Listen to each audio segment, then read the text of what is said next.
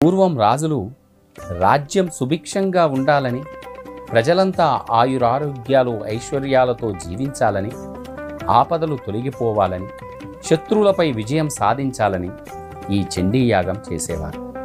ప్రస్తుత కాలంలో రాచరికాలు పోయినా చండీయాగం పట్ల నమ్మకం మాత్రం ఇంకా స్థిరంగానే ఉంది.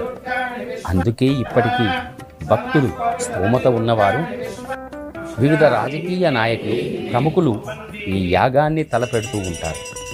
అందుకే చండీయాగం వల్ల వచ్చే ఫలం మాత్రం ఎంతో విశేషమైనది. ఈనాటికి చండీయాగం నిత్య సత్యంగా, నిత్య నూతనంగా వర్ధిల్లుతోంది.